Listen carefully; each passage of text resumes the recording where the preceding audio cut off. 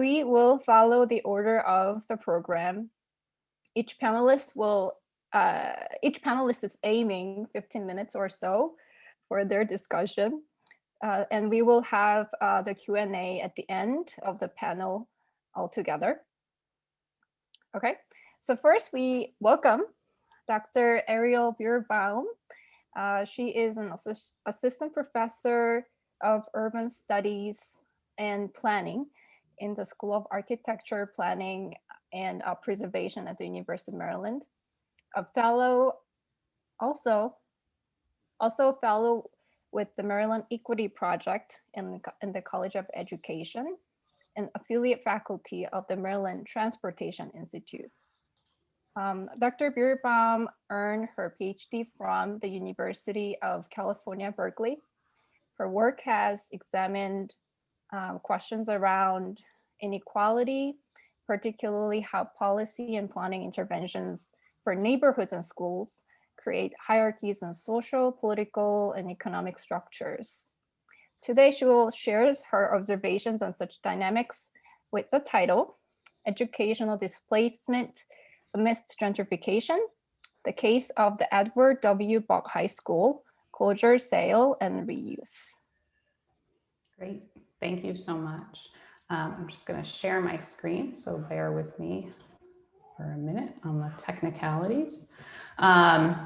Thank you, good afternoon, and I want to thank everyone for the invitation and all the work for pulling this conference together. It's been a really wonderful kind of intellectual respite for this summer, so thank you. My name is Ariel Bierbaum. I'm at the University of Maryland, and as described, my research broadly answers questions about the relationships between people, place, and public schools. Today, I'm going to tell you a story from Philadelphia, where I've spent the last 7 years working to make sense of the process, meaning, and impact of mass public school closures, building disposition, and closed school building reuse for residents, neighborhoods, and the city. And I'm going to tell you about one school, the Edward M. Bok High School. It's only one of many, but Bok is a particularly powerful illustration of the nexus of schools planning and urban transformation. It illuminates the convergences and complexities of the racialized politics of place and education in Philadelphia. And ultimately, it challenges us to consider public education and public school buildings as we explore dynamics of gentrification and displacement and reflect on Smith's work. So Bok High School opened in 1938, funded entirely by the WPA and in the midst of the Great Depression. It was designed and ran until its closure in 2013 as a vocational high school. The building is enormous. It stands at 8 stories and nearly 350,000 square feet. And it is a gross understatement to say that it is a presence in this modest, historically working and middle-class neighborhood of South Philadelphia, whose urban fabric is largely 2-story row homes, which is actually quite modest compared to many neighborhoods in Philadelphia. In the early days, the vocational work of students actually served the neighborhood. There was a porousness between the school and the neighborhood. The tailoring, the auto mechanic, the cosmetology classes were all services that neighborhood residents actually availed themselves of. And when it opened with 566 students in 1938, despite Bok's citywide admissions policy, the school and the neighborhood population were largely a similar composition and predominantly white. Many neighborhood residents who were 97% white, 1/3 were foreign born at the time, hailing primarily from Italy, Russia, and Poland. They tended to send their children to the local Catholic schools. But in 1940, actually, the school district across the city was also nearly 75% white, and Bok really reflected those citywide and district-wide demographics. But by the 1960s, the landscape had really changed. Changes felt across the nation through the Second Great Migration, urban renewal, suburbanization. These were all being felt and of course manifest locally in the Philadelphia context. The South Philadelphia neighborhood where Bok stands remained pretty stable. In the early 1970s, the neighborhood was still over 93% white with very high rates of home ownership, a lot of intergenerational transfer of the homes in this neighborhood. But meanwhile, Bach students increasingly came from North and West Philadelphia neighborhoods, and they were at this point nearly 80% African-American. Bach and its South Philadelphia neighborhood were in many ways a microcosm of the racial tensions and collective reckoning experienced across the country in the 60s and 70s. And Bach students were often leaders in the civil rights and Black Power movements in Philadelphia. While Bach and other students across the city challenged the school district to more equitably distribute education resources, change curriculum, and develop policies to support Black and Brown students, white residents in South Philadelphia were protesting these efforts. White neighbors verbally and physically assaulted Black students on their way to school. The district had to pay to have school buses bring students 5 or 6 blocks from the subway station because it was unsafe for them to walk through the neighborhood. Students staged walkouts while thousands of white neighbors staged sit-ins. At times, these neighbors were demanding Bach's closure, the racial balancing of the student population to bring in more white students, and Bach's transition to a neighborhood school that would serve students that look more like them. The citywide school that was filled with the promise of vocational education when it was built and had once been a porous neighborhood serving institution was now a site of contestation at the center of Black students' struggle for space, belonging, and justice. Over the ensuing 4 decades, the city and the South Philadelphia neighborhood experienced shifting demographics. While South Philly remained relatively stable with large pockets of older white and largely Italian and Italian-American homeowners, the neighborhood today is once again nearly 30% foreign born, but immigrants now arrive from China, Mexico, and Cambodia rather than Italy, Russia, or Poland. And much of the neighborhood has seen upward change, gentrification, with younger and mostly white professionals moving in. The challenges of deindustrialization, white flight, the quote unquote urban crisis of the 70s, 80s, and 90s deeply affected the school district. The turn towards austerity governance and market logics of the 90s and 2000s shaped its approach to curriculum and facilities management. By the mid-2000s, Philadelphia faced declining enrollment, decreased state funding, and deepening segregation of its students, who at this point, the vast majority of whom were students of color. And they also had a surplus of school buildings. They were built in the grand style like Bach under the optimism of perpetually increasing enrollment. But Philly at this point was a shrinking city. And so their buildings were aging and severely underutilized to the point of toxic. This is an interior shot of Bach High School at the time of its closure. In 2013, Bach was at 60% capacity. The top 2 stories of the building had been sealed off for years because they were in such severe disrepair. Lighting fixtures and tiles from those upper 2 floors were taken to maintain the lower floors of the building. There was no potable drinking water in the school. And former teachers, as quoted in this slide, reported rumors of asthma and cancer clusters from staff, in particular offices and wings of the building. That same year, facing these convergence and confluence of factors, the school district closed over 24 schools, including Bach. Bach graduated its final class in June 2013 and then shut its doors. The school district looked to sell the majority of its school buildings that it closed in 2013, and Bach was among them. A design and development firm called Scout, quote, with a background in transforming vacant and underutilized spaces in creative ways, which was led by the daughter of a pretty noted luxury condo developer in Philadelphia, purchased the building for $1.3 million at $5 a square foot. The Scout team, the development firm team, was very interested in building on the legacy of the building, in particular its vocational history, and they envisioned creating a maker space, providing affordable studio and retail space for Philadelphia artists and artisans, which they did. It's now home to hat makers, jewelry makers, photography and painting studios. It also has a local nonprofit childcare center, a local foundation, and recently a new health center affiliated with one of the major hospitals in the city that is aiming to serve largely the immigrant and refugee populations at the southern and eastern ends of the neighborhood. In its rehab and restoration, Scout has made very particular choices. They've left many of the quote unquote gritty elements of the deteriorated school building, including the graffiti on the lockers, unfinished walls, and in places, other features of the school building. So a studio space, one studio space, a current tenant who's in an old classroom reported that their lease prohibits the removal of an old chalkboard, even though he has no use for that.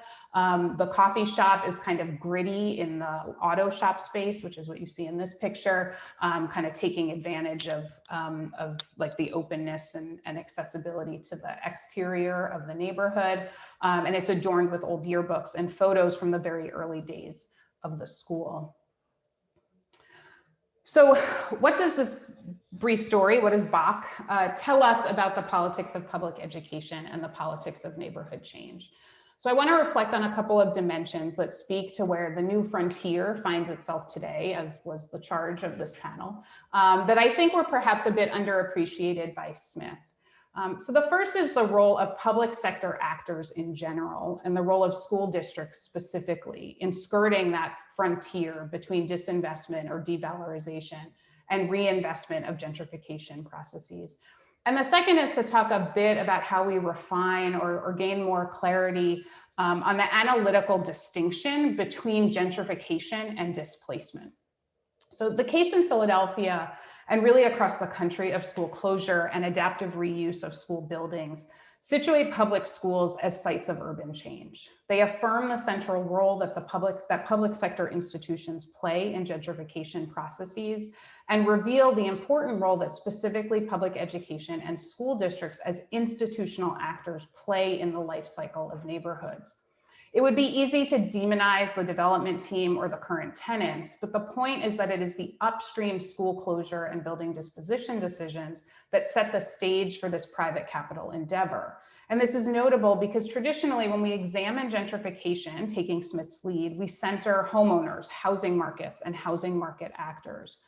But previously, I and others have argued that the role of public sector agencies through policy and regulations and funding in catalyzing gentrification should not be understated. And this transcends the sector of housing, right? And so we see this in the ways that federal and state policy interact with banking and the housing finance industry. But in my co-authored 2018 piece, we argue that we need to also look closely at planning interventions, at zoning, development incentives, and regional plans that set frameworks for transit, jobs, and housing investments by the state, because these kinds of public actions actually set the stage for other private entities, not only like housing construction and development, but also individuals and other kinds of investors. Since that piece, I've written on my research on Philadelphia school closures, and I argue that under-examined and perhaps misunderstood as a public actor in this space is school districts, that they both shape and respond to patterns of shrinkage and growth and neighborhood transformation. In their school facilities management decisions, like closures and building dispositions, districts act as planners in the ways they shape and reshape neighborhoods. Public schools in neighborhoods, opened and closed, operational or adaptively reused, bear the imprint of neighborhood change. Bringing school districts into the gentrification discourse also helps us shift scales and really understand how gentrification is not necessarily a neighborhood level phenomenon, but rather it's a neighborhood level manifestation of the inequitable metropolitan push and pulls, flows of capital and people. And public education has always been central to those pushes and pulls and the racialized power dynamics across metropolitan areas, despite its absence in gentrification scholarship. The dynamics of creative destruction, what Powell and Spencer have called the old 1-2 that set the stage for gentrification, are not merely a function of private disinvestment in housing stock or public disinvestment in infrastructure like roads, trash pickup, or public safety that we hear often about in terms of neighborhood conditions over time. The systematic disinvestment from the federal, state, and local level in public education represents another kind of hollowing out of these communities. And it is one that is directly linked to the kinds of flows of people and capital between the suburbs and the cities since the 1950s or earlier. White flight was certainly enabled by federal housing and transportation policies, but Brown versus Board of Ed, the landmark school desegregation decision, also played a tremendous role in hastening that exodus. And the ways that we structure public finance and education funding formulas continue to cement inequities across jurisdictions and are most often predicated on race and class differences. In the contemporary moment, school districts close schools permanently, arguing that they are doing the best they can to protect the students and families they serve today, that they don't have resources to maintain crumbling school buildings that are under-enrolled. But these arguments are deeply ahistorical and therefore deeply problematic. Even a cursory historical analysis reveals how this, quote, inevitability is in fact the downstream and therefore expected outcome of years of public disinvestment because of a shrinking tax base, devolution of public spending, and a reliance on neoliberal logics for public service welfare provision, including public education. Closures matter in places not only because of their harm to students and families inside the buildings, but also because they shift the rhythm of neighborhood life. School district disposition of school buildings transforms public civic buildings from public goods into private capital assets that become part of the cycle and churn of gentrification. As Smith talks about, mapping the frontier line, and in this case, mapping school districts to that line, affects the politics of opposition and resistance. And in the case of Philadelphia, residents knew this intuitively. They actually resisted closures by invoking arguments of neighborhood change, gentrification, and identifying the risks of displacement that the school district would engender by turning over school buildings to private actors for residential or other reuses. The case of schools and school closures therefore affirms the case for an analytical distinction between gentrification and displacement, which is another argument that we make in that 2018 co-authored piece. I offer that we can extend Marcuse's heuristic for the chain of direct and indirect displacements to the space of schools to complicate and deepen our understanding of neighborhood change processes through the prism of public education. In the case of schools, the systematic disinvestment in school facilities that results in dangerous and unsafe conditions we see today may force families to find other options. And ultimately, closures displace students and families from their school buildings permanently.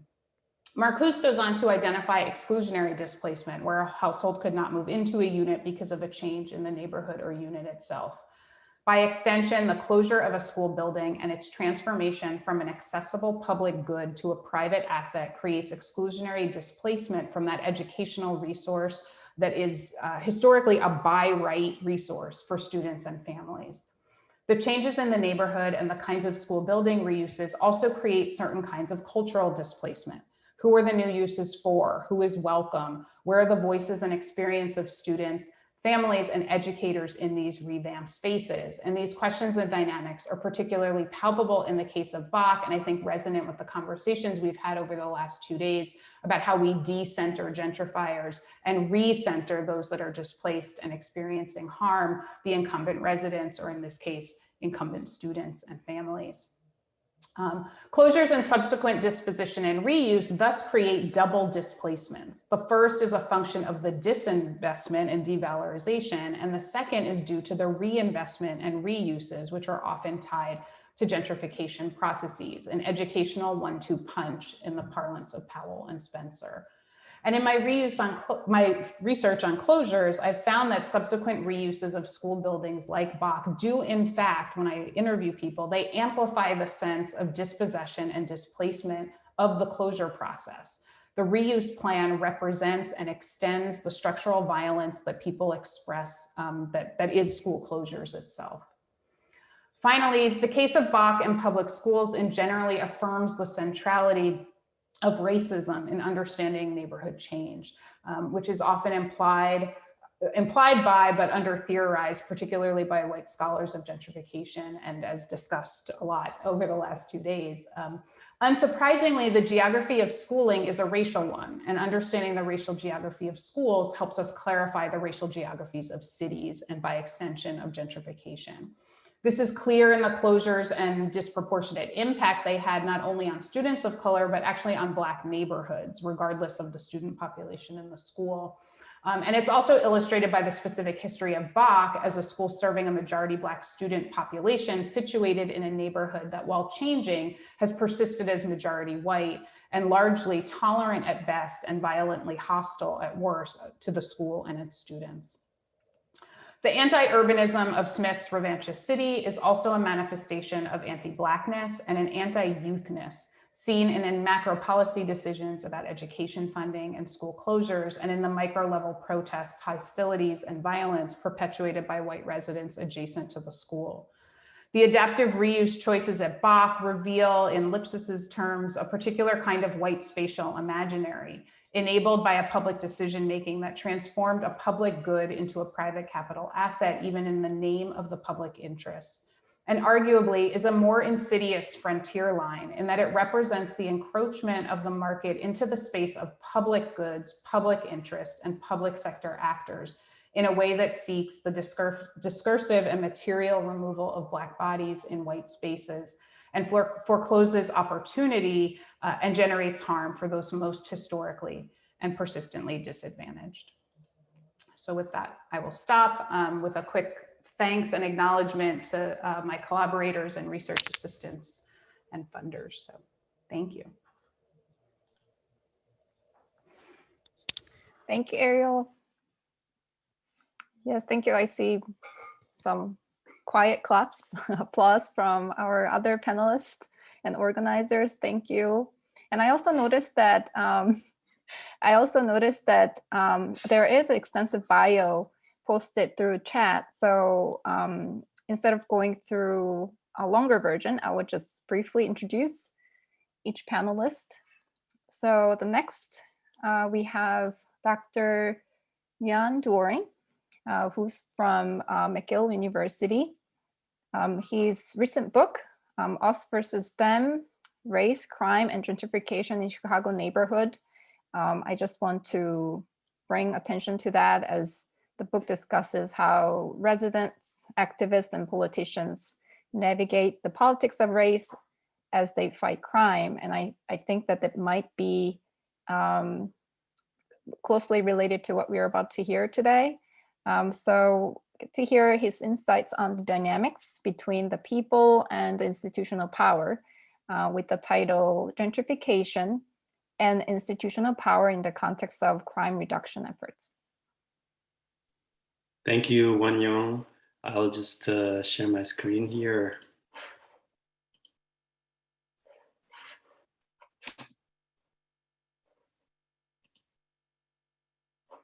Okay, there we go.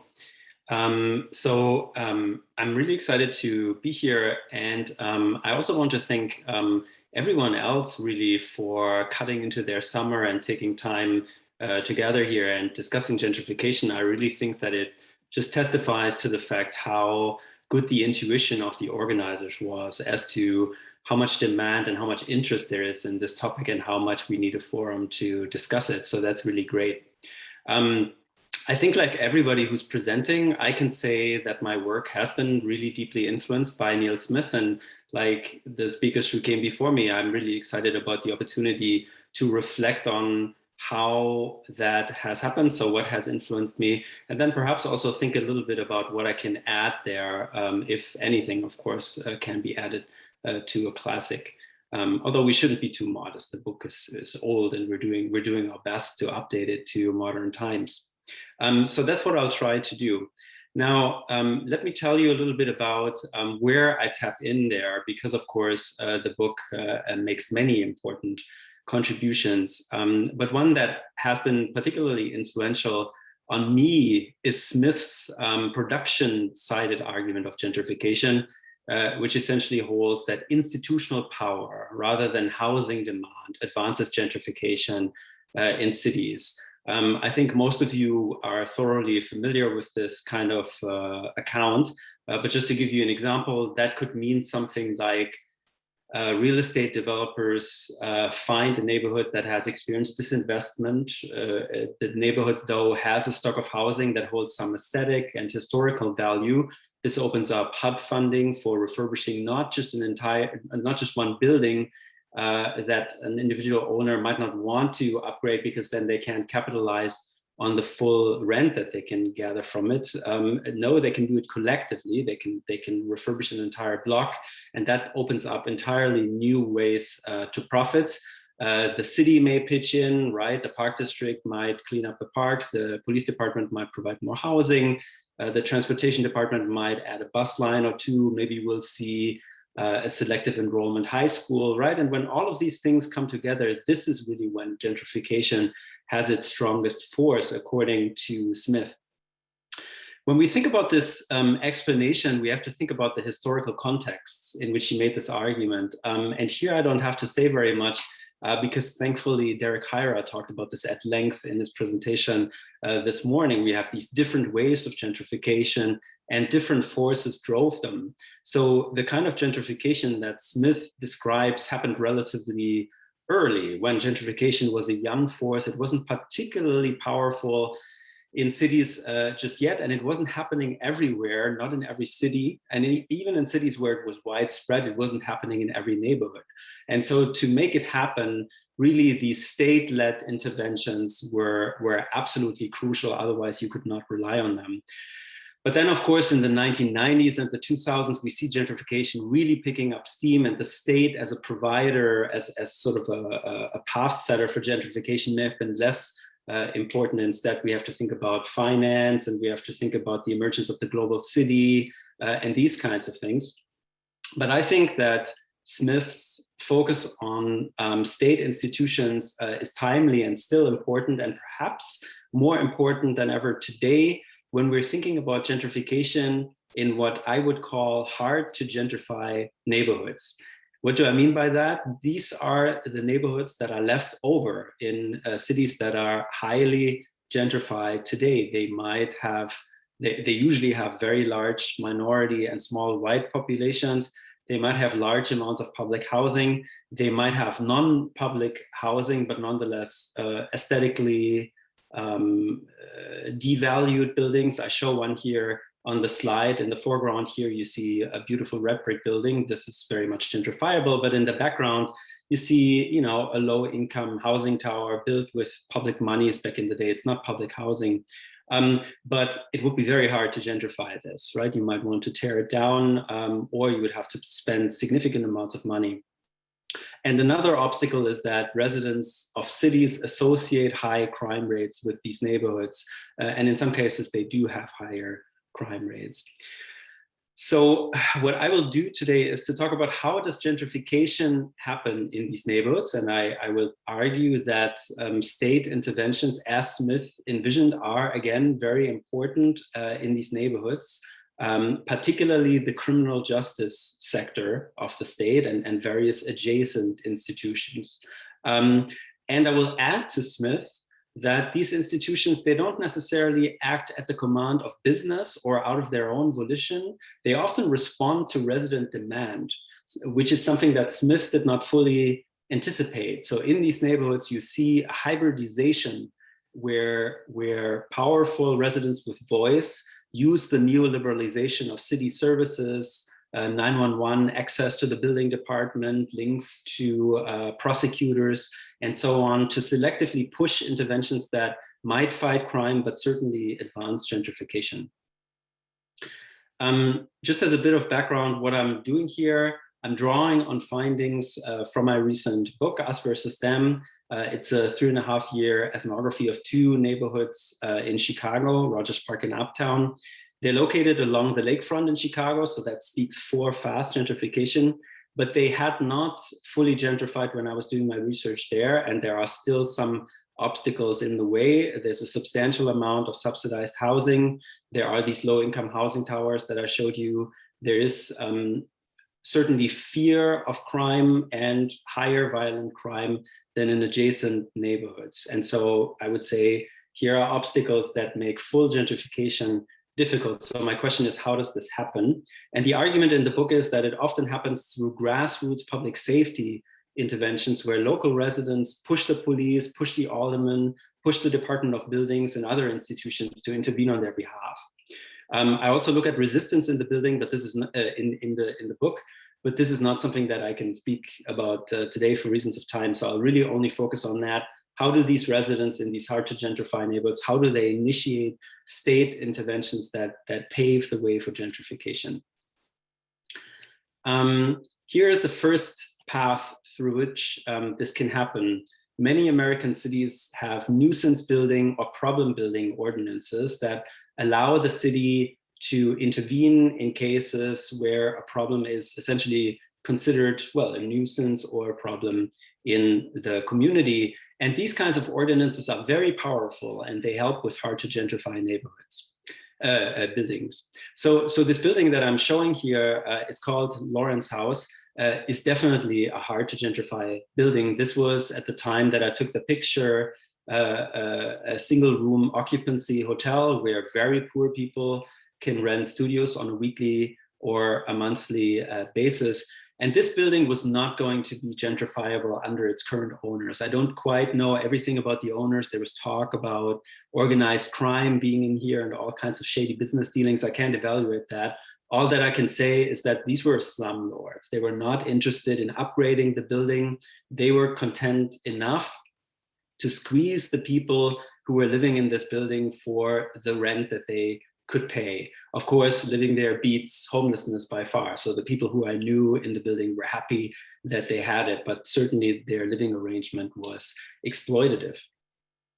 Now, middle-class residents in this area of the neighborhood formed a public safety campaign to essentially attack this building. They were arguing that this building was sort of the epicenter of drug dealing and violence in this area.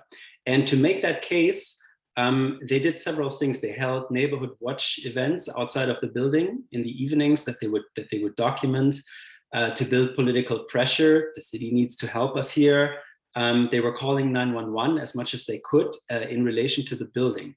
And they did this about entirely trivial things. For example, in the summer, many of the tenants of this building here used to sit out on the sidewalk. Why would they do that? They don't have air conditioning and it gets scorching hot in there. So they would escape the heat. There is no park nearby. So they sit on the sidewalk.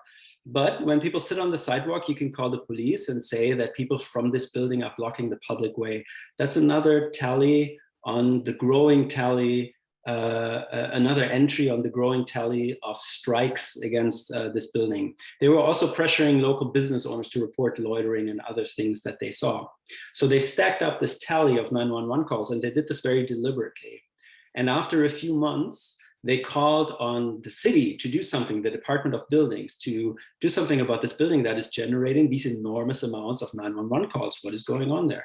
So what the city does in these cases is to send building inspectors who look for code violations. Of course, these don't have anything to do with crime necessarily, but these serve as leverage. The city can say, if you don't fix this situation where you get the tenants from your building under control, we will fine you for all the violations that we are finding in your building. And there were many of those at Lawrence House.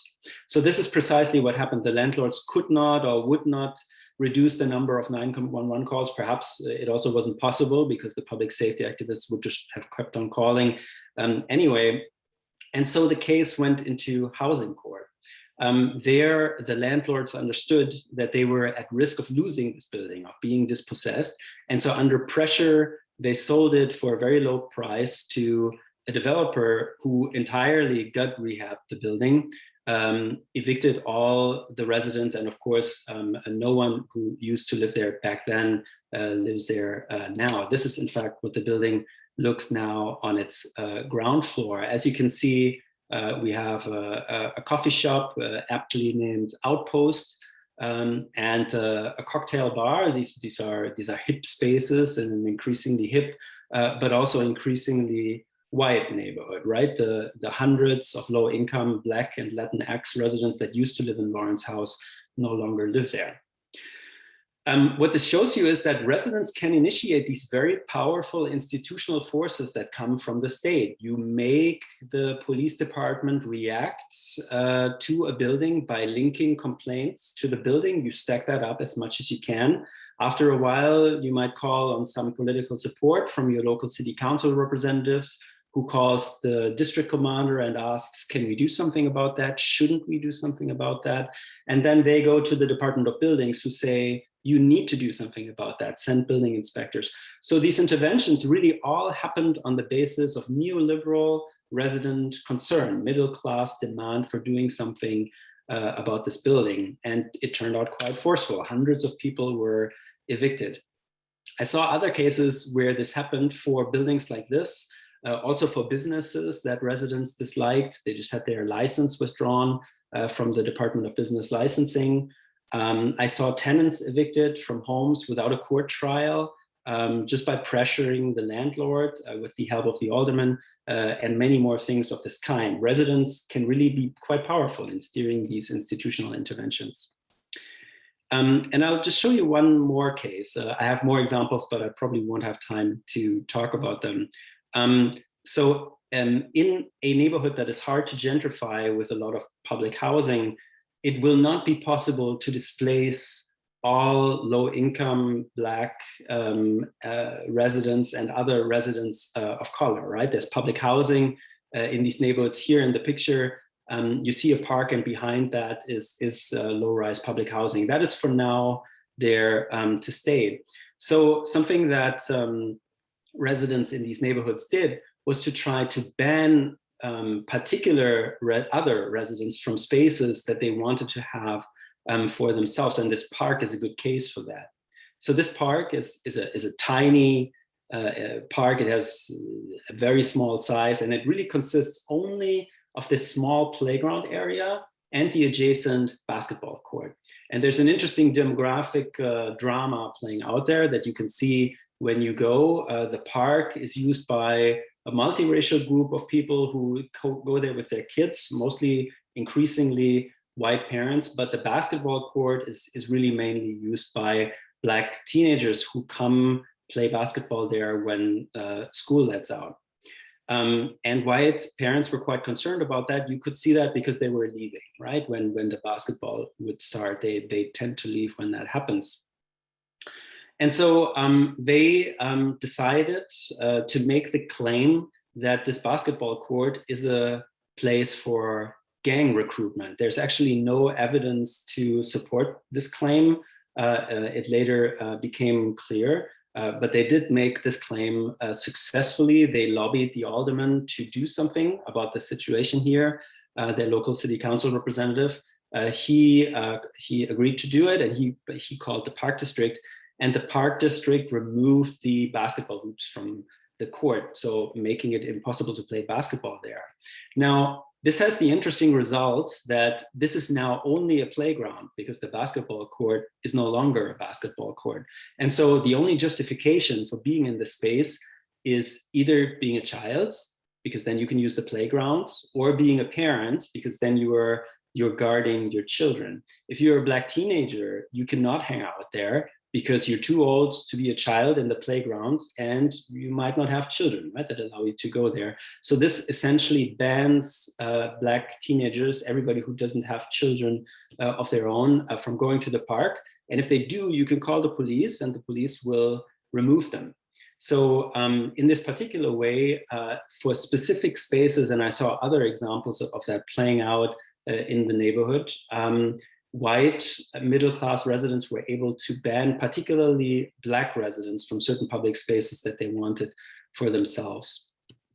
They also had a surprising amount of control over policing, and shaped policing in very, very deep ways. You would be surprised by how much control residents can have, how much voice middle-class residents can have in relation to the local police department. But I'll skip this now for reasons of time.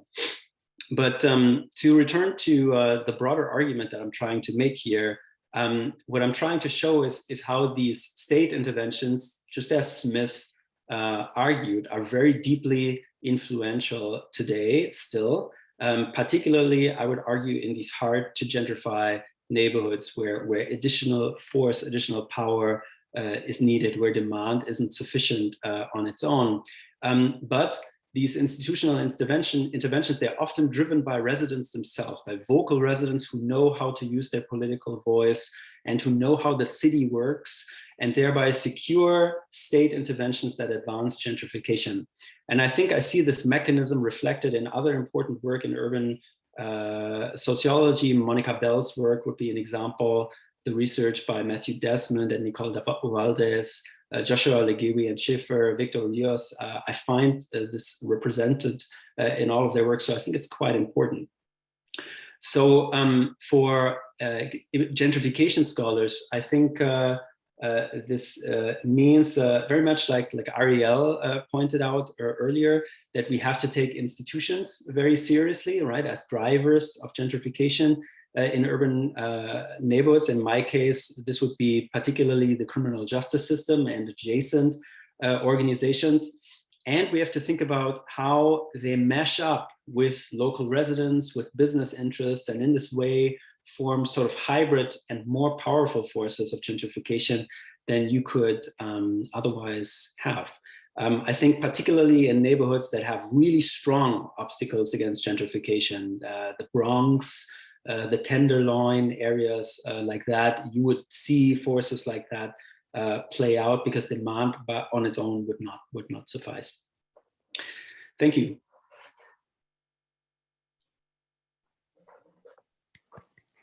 Thank you, Jan.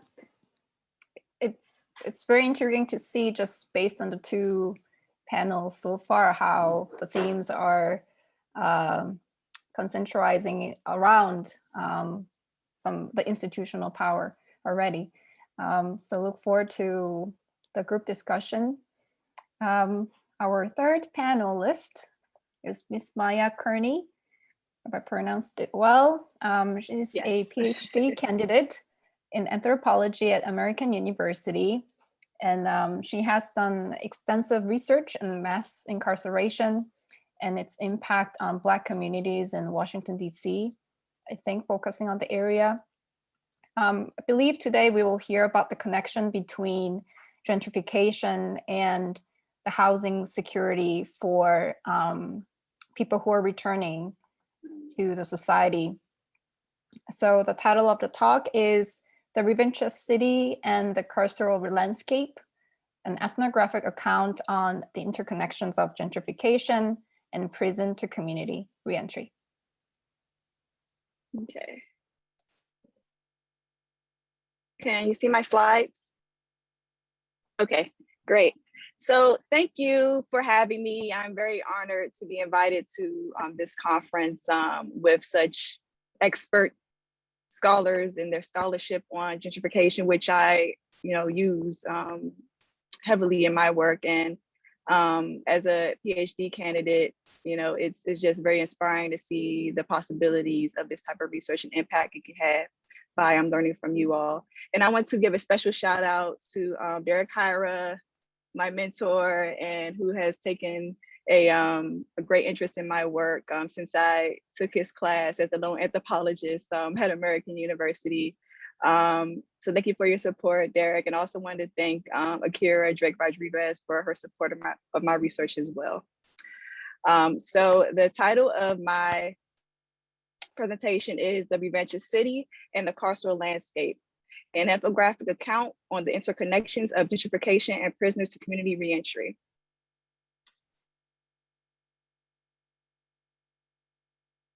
So as a brief overview, I will first introduce my research, which includes ethnographic research for my master's program, leading up to my current doctoral field work, the statement of the problem and research questions. Then I will discuss the conceptual framework I'm developing that critically examines the symbolic and material dynamics of prisoner reentry through a socio-spatial analysis. And lastly, I will discuss my research project progress and next steps.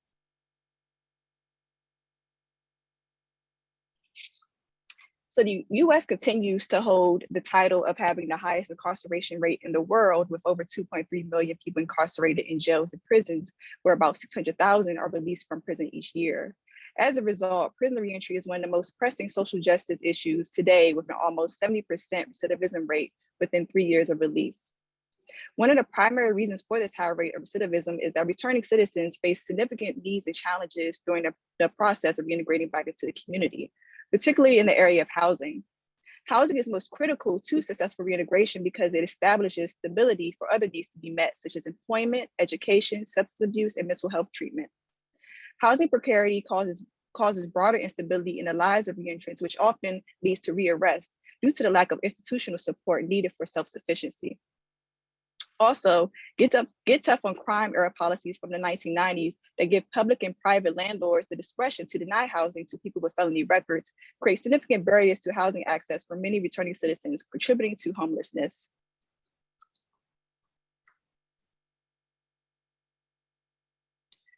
Now, due to widespread urban redevelopment, many reentrants across the country face the additional challenge of returning to cities that are rapidly gentrifying. They often come back to unfamiliar neighborhoods that were once home that have been transformed by gentrification and its displacement of working class communities of color.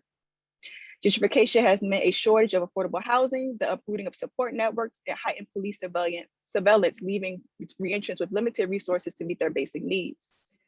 These neoliberal processes have transformed urban space into what I call a gentrified carceral city, where the affordable housing crisis and mass incarceration are interrelated features of carceral capitalism that is exposed by the social disability that characterizes the felon label.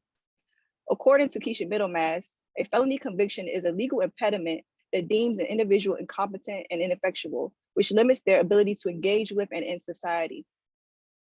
A labeled felon occupies a liminal gray space or gray area between leaving prison and reentering society, where the lack of societal adjustments to meet the needs of this vulnerable population can place a felon's body outside of society too, in similar yet more complete ways than adults living with a disability.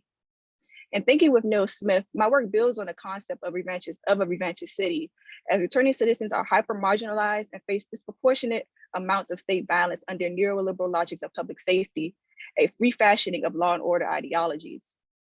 The socioeconomic functions of prisoner reentry reinforce class and race-based inequalities within the urban context through various forms of captivity and surveillance as technologies of the carceral state, where this population is viewed as the enemy of urban growth that must be controlled, removed, and contained. Thus, my project will explore an understudied area of the carceral state and the housing crises, where the right to housing being systemically undermined for those leaving prison represents a form of socio-spatial exclusion reinforced by gentrification. I attempt to map gentrification and its frontier, if you will, through the lived experiences of returning citizens using a place-based lens.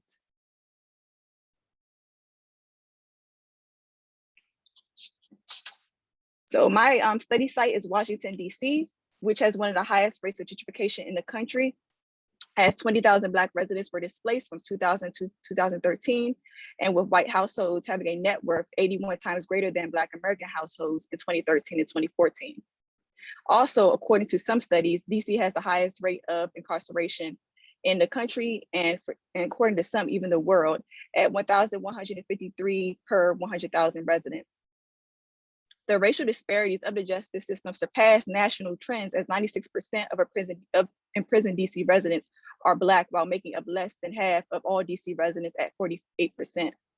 Each year, about 2,400 DC residents return to the city from federal bureau of prison facilities that were convicted of felonies under local law, as DC has not had its own prison since the passing of the 1997 Revitalization Act under President Clinton. And it's important to know DC has never had technically its own prison, and even when there was local control over the prison system, it was located in Virginia, in Lorton, in Fairfax County. So there's always been a history in DC of displacement of those convicted of felonies under the local code, and so when people convicted of felonies are warehoused in BOP facilities across the country, as far as Texas, California, the common needs of reentry are exacerbated for these people because they are not able to maintain those relationships with their families because of the distance and the amount of time that they're spending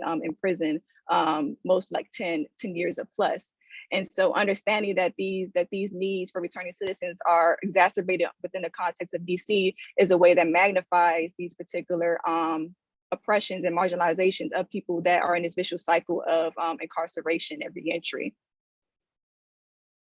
And I explore these trends in DC as a unique context due to its historical legacy as the institutional laboratory of mass incarceration at the local and national levels, yet it is a representative case study as its carceral institutions are bounded in processes of neoliberal governance, such as gentrification.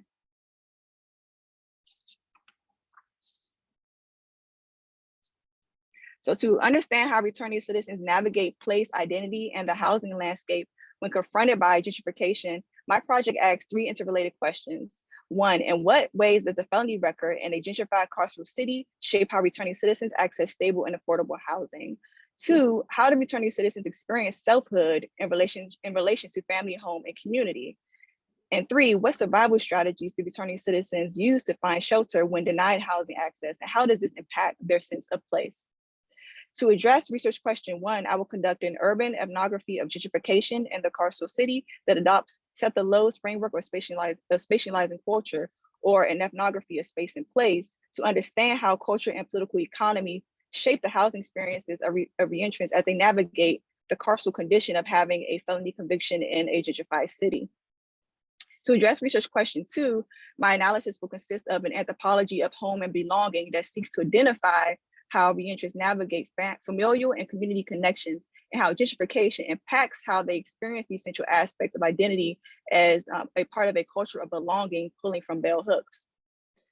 Lastly, to address research question 3, I will conduct an intersectional analysis of resistance and resilience that explores the survival strategies that returning citizens use to meet their housing needs.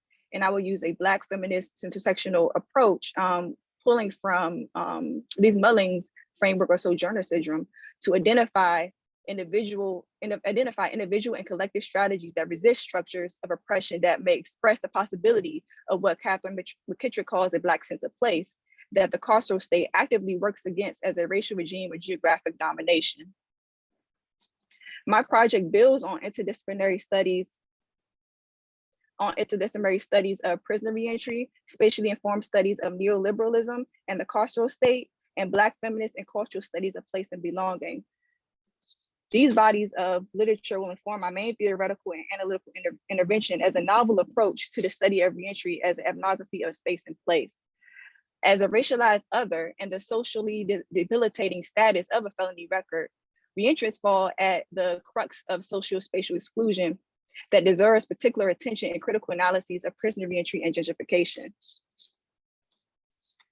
So as reentrants occupy a liminal space as disenfranchised citizens due to the collateral consequences of a felony conviction, I am developing a conceptual framework that unpacks the overlapping oppressions of prisoner reentry that builds on Black feminist and critical geography theory.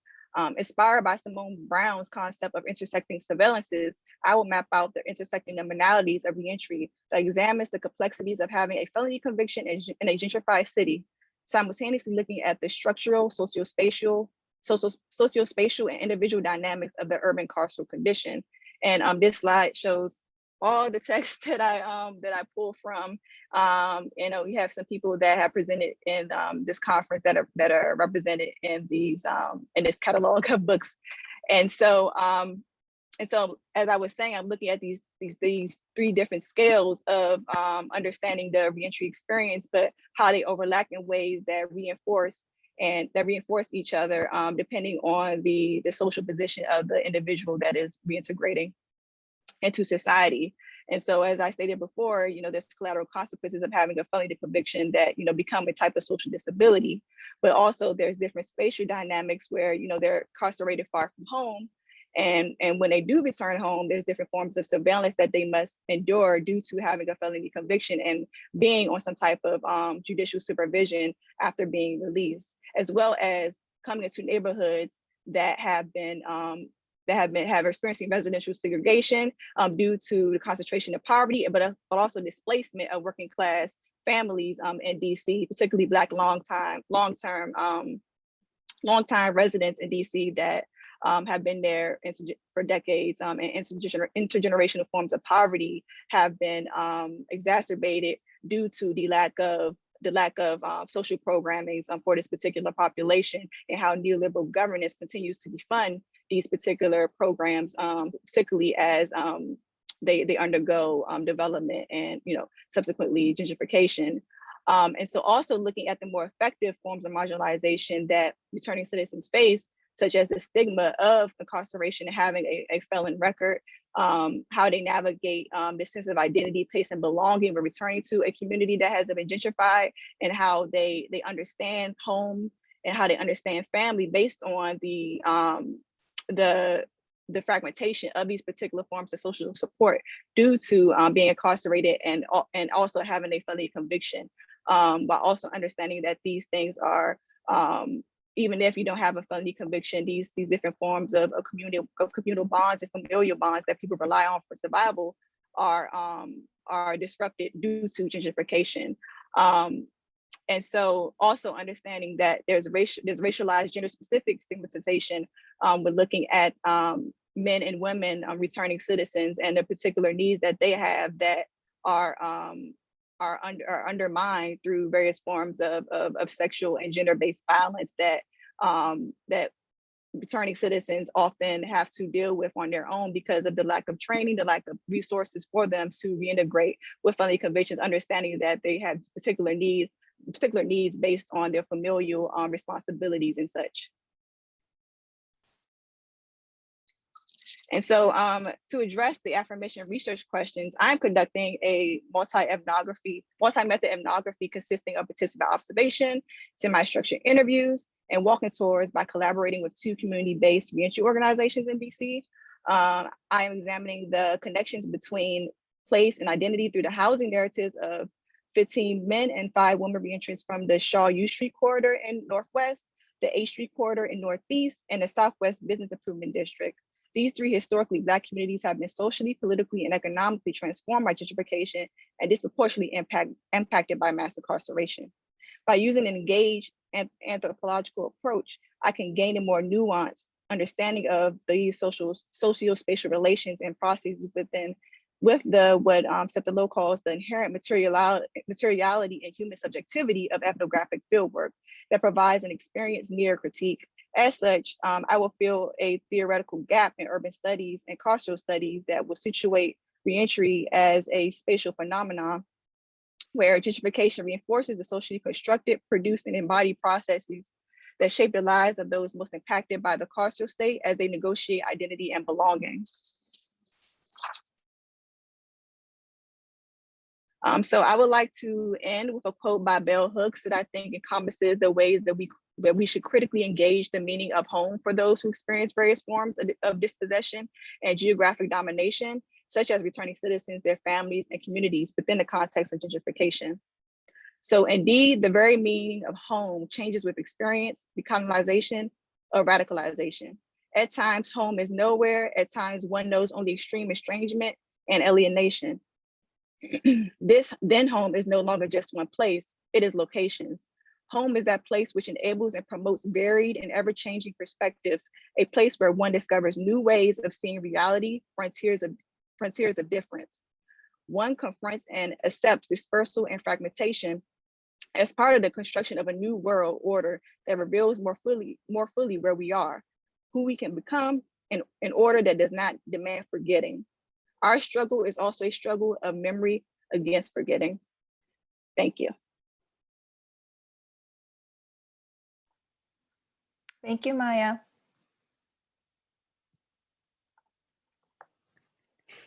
Thank you, Maya.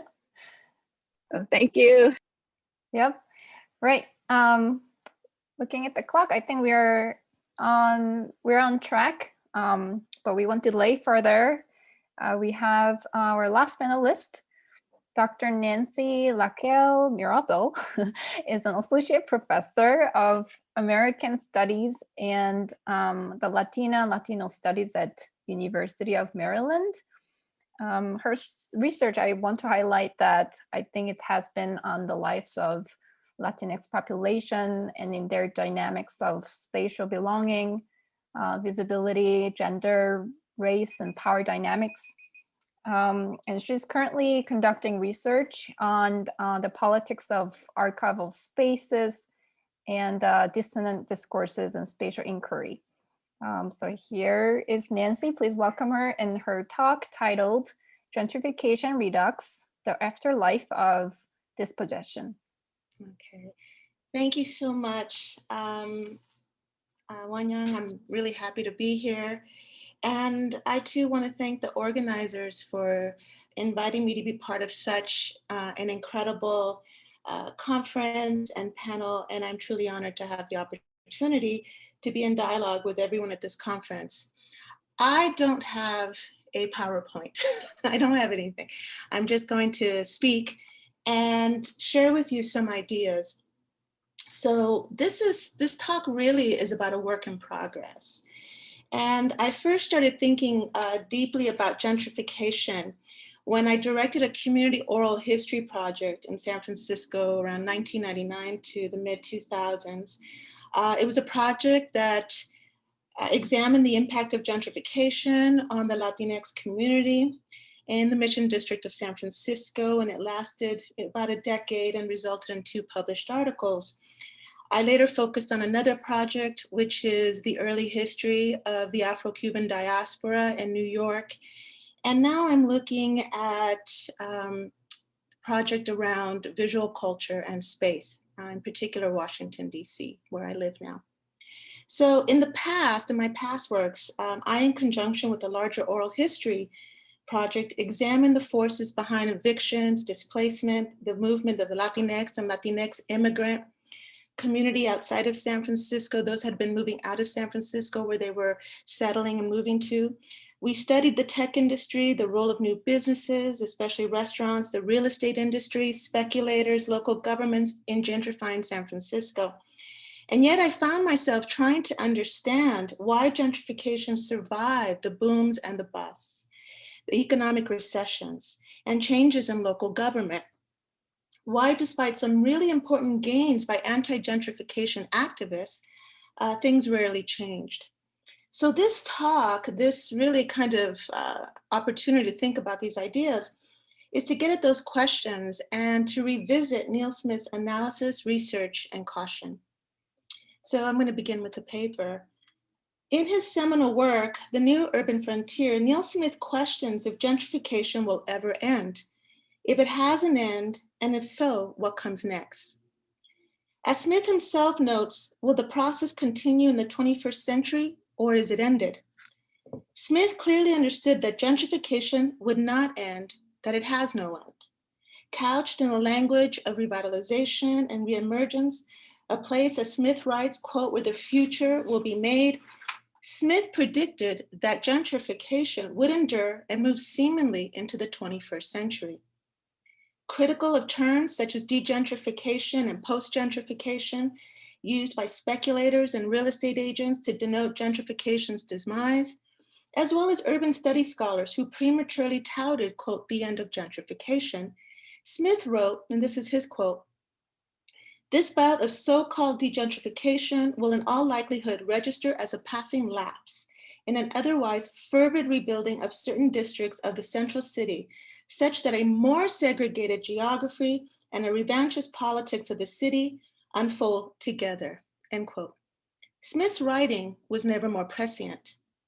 A continually unfinished process steeped in a narrative and rebirth and new beginnings, but at the same time rooted in racism, class inequities, and exclusion, gentrification is a slippery, elusive process that has somehow escaped its historical trajectory. And I want to remind you here, I'm a historian. Rooted in long historical practices of dispossession, violence, exclusionary legal policies, speculation, and what Brinna Bandar writes are the, quote, racial regimes of ownership, end quote, gentrification is more aligned with the historical seizure of land, colonialism, legal covenants, redlining, segregation, racial capitalism, and failed housing policies than a benign revitalization of older neighborhoods, a new coat of paint to improve a decaying home, per se. But perhaps the genius of gentrification is its ability to absolve itself of historical context, continuity, and accountability.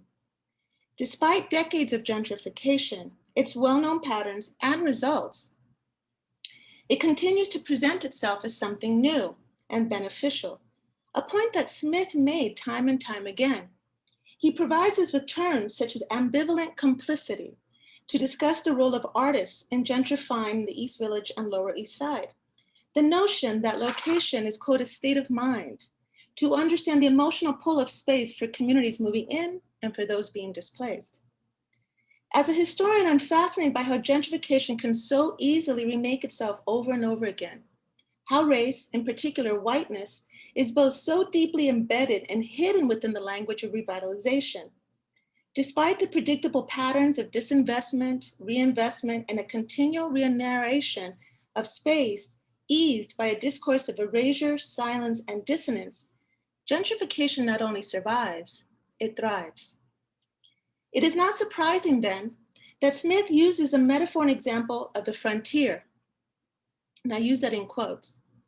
On the one hand, he appropriates a term employed by the very developers and the real estate agents that he talks about to attract investment, to expose the racist practices that undergird gentrification, and also to allude to a larger historical trajectory defined by US colonialism and empire building. Albeit deeply problematic, and it is a problematic term, and there's times in the last part of the book where Smith uses, I think he goes too far with the metaphor, and we can talk about that. For Smith, the frontier narrative provides him with a template for understanding colonial entanglements and dispossession. As Edward Said reminds us, quote, the actual geographical possession of land is what empire in the final analysis is all about. Frederick Jackson Turner's frontier theory is rife with rearticulations of geographic and locative space as, quote, empty and ripe for investment. The thesis, much like gentrification, mutes the correlative notion that for a frontier to exist, its narration and spatial imagining, there needs to be displacement, violence, and extermination. There needs to be the, quote, other. How else to manifest the potential of, quote, new lands and beginnings if the other exists? How else to denote ownership without belonging? This, we know, is not new. The literary critic Mary Pat Brady reminds us spaces are not neutral. And from the very beginning of colonial settlement, land was mapped, titled, and deemed, quote, property, opening up avenues of ownership for white men. Land which had not yet been property is simply awaiting ownership and control. Our laws bear this out. The Naturalization Act of 1790 gave citizenship to only white men and subsequently lawfully allowed them to be the only ones to, quote, own property. And we're talking about 1790. The Indian Removal Act of 1830, the Treaty of Guadalupe Hidalgo, 1848, the Fugitive Slave Act of 1857, the Homestead Act of 1862, which Smith references in the last part of the book, and the Dawes Act of 1887 all have at their core the politics of white property and land ownership. A marked characteristic of the United States is the violent seizure of land, the creation of property, and the legal protections of ownership. As the legal scholar Cheryl Harris has written in her landmark article, Whiteness is Property, the origins of property rights in the United States are rooted in racial domination. Only white possession and occupation of land was validated, and therefore privileged as a basis for property rights. It is here and at this moment that I wonder if the aftermath of gentrification is actually the afterlife of dispossession. And I use here afterlife, acknowledging Sadias Hartman's use of afterlife, a haunting, a lingering, a palimpsest of past terror and violence embedded in space and memory. And also dispossession, as is known and defined as the action of depriving someone of land, property, and other possessions. And I look to expand our understanding of possession as well. A decades-long rise of income, spatial, geographic, racial, sexual, and gender inequalities among different generations has led to widespread and chronic dispossession of homes, communal networks, social capital, and access to space. Although positioned as a temporal process, and I find that fascinating, that gentrification time and time again is always something new, something temporal, when its roots are so old. The impact of gentrification has been deep and longstanding. It has marked and changed communities, perhaps forever. Part of this work of this panel has been to think about the new urban frontiers, to discuss how gentrification is changing or not in the 21st century. While I've already discussed what hasn't changed, there are other factors that will ignite some forms of gentrification and dispossession: climate change, future pandemics, political and economic migrations, wars, and the lack of industries and resources, water, food, energy. According to a 2008 UN Population Fund report, by 2050, 70% of all humans will be living in cities. Yet, as the report also noted, quote, cities occupy only about 3% of the Earth's surface. The imbalance and potential for even greater inequities is both daunting and dangerous. So how would gentrification operate in that position?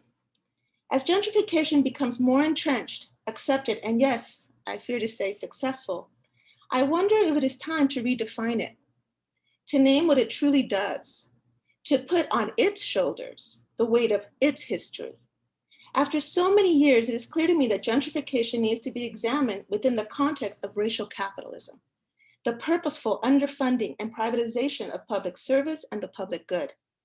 To understand that as long as colonial regimes of property and quote ownership are central tenets to both building wealth and creating dispossession, we will be left with creating solutions that correlate to specific and local spaces, as opposed to making larger, systematic changes that revolutionize how we think about housing, space, ownership, and the right to stay for all people. In closing, I want to echo my colleagues earlier in the conference and later today, who emphasize the positive and provide the strategies for making change.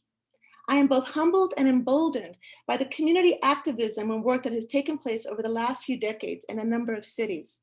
Activism that not only has kept families in their homes, but have demanded that local, state, and federal governments provide affordable housing and rethink the public housing model, resisting the move to privatize public housing. Activists who make connections among housing rights with labor and immigrant rights, who see the future as one that makes space for everyone and where the unhoused are not subject to violent mistreatment.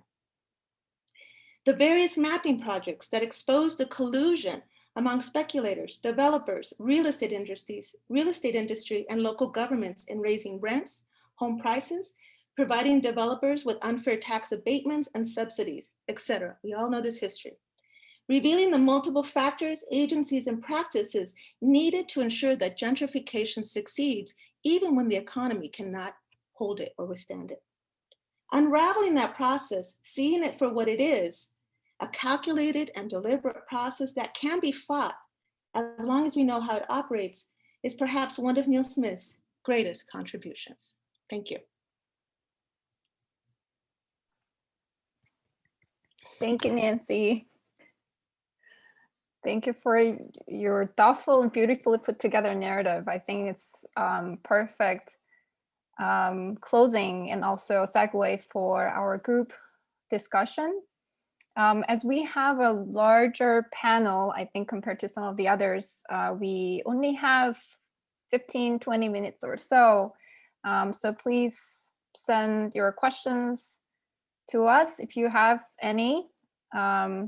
And until it's coming in, maybe I will start with one of the questions. And since we also have a big group, please feel free to participate or not participate, just so it's up to you. I think we discussed a lot of like different groups that have been marginalized by all sorts of profit-seeking practices. So-called like gentrification, like urban frontiers. And, you know, the population we talk about may be more diversified than a couple decades ago, but I cannot help but notice also the words that Neil Smith used in his last chapter, such as anti-Semitism, racism, terrorism, xenophobia, American nationalism, crackdown on homelessness. I mean, these are all highly relevant to the current context, if not more. So I also think, you know, along the recent political and social divide, I see room for, you know, people perceiving the right to the city increasingly relating to the perception of right to the government, or right to the country, right to the capital. So I'm curious whether any of you resonate with the connection between the right to the city and the right to the government, or any insights about how you've made sense of the reasons behind why certain group of people are marginalized the way that they are.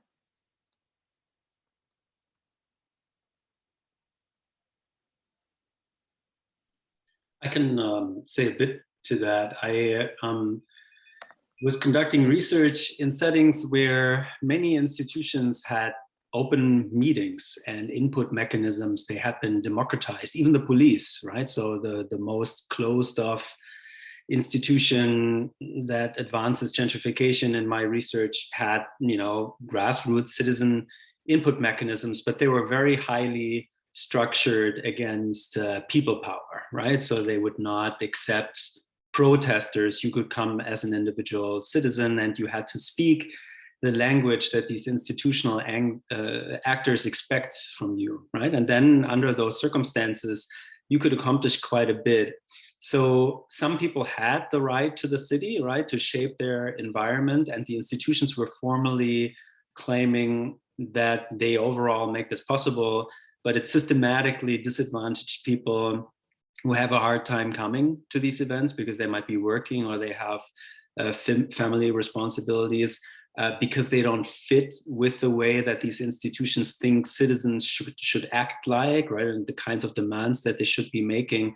And so when that sometimes happened, when people came and they expressed demands that were fully legitimate but not computable, right, for somebody who works for the Department of Housing or the police department, right, just demands that don't fit into the agenda as they perceive it, there would be no connection built, and these people usually never came back, right? They were frustrated and they wouldn't return. So while many city institutions today are much more democratic than they used to be, they're only democratic to some people. That was my impression in my work.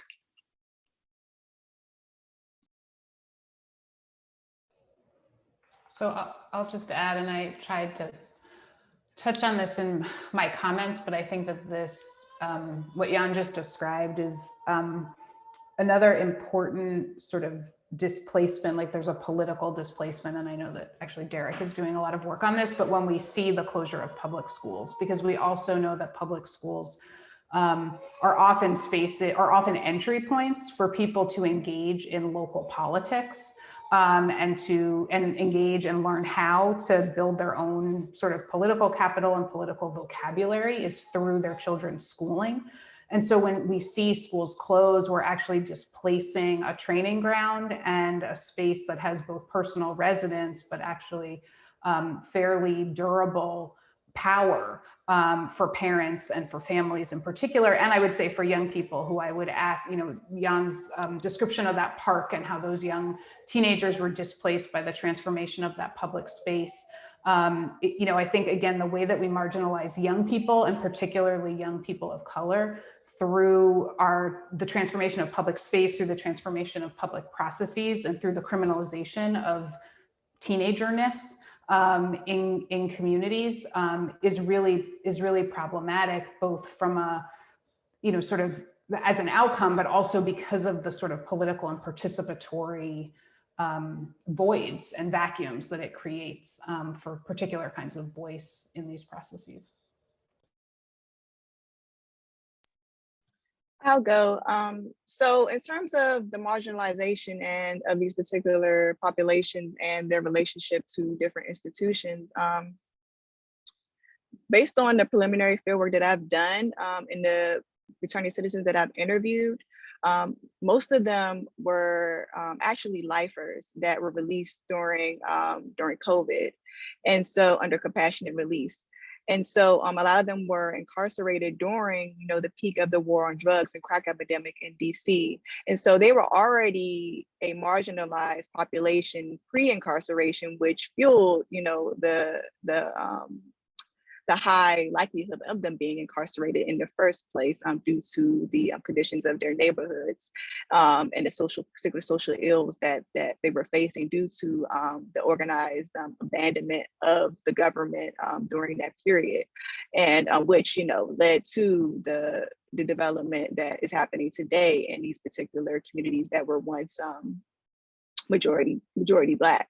And so it's for me, it's a socio-historical process of controlling and warehousing a particular population that was already deemed unfit for neoliberal growth and consumption. And so having a way, so the carceral state is, like I said, like I was saying in my presentation, all these things are interrelated, they depend on each other. And so understanding how gentrification uses its punitive arm to be able to displace populations that, this not only displace people through incarceration, but also displacing their families as well.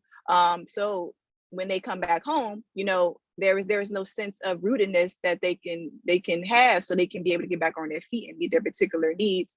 And and also like these particular institutions, as I was saying, that these carceral institutions are like deeply embedded in neoliberal processes, such as the jail in DC, which is a lot of debate right now about what should happen because it's severely mismanaged. The building is falling apart, and there's been civil rights lawsuits filed against the city because of the conditions of the jail. And there's actually literally there's a new condo right across the street from the jail, like a brand new condo. And you can even say that it's a part of the jail facility, the jail complex. That's how close they are.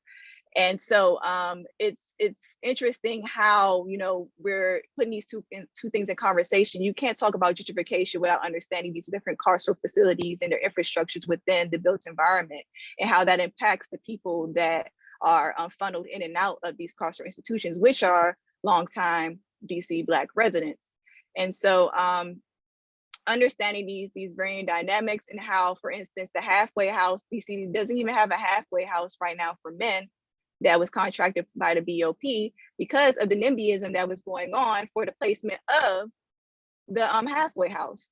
And at one point there were halfway houses, smaller halfway houses throughout the city that have been closed, and it's also coincided with the gentrification. So all these different forms of displacement and surveillance and exploitation, these particular forms of structural violence, I think, are really illuminate the different ways and the ways that the carceral state as well as neoliberal governance is sort of shifting based on the socio-historical context and the local trends and politics. And so, it's going to take different forms and different contexts, but at the same time, there's certain underlying intentions that I think, at the end of the day, it's all to bring capital into the city. So understanding that all these mechanisms are about capital investment, and those things that, do stigma, racism, and classism, things that sort of undermine that model of growth are viewed as things that must be dealt with in a punitive way and basically removed from the picture. So, these things are not tarnished in terms of long-term productivity.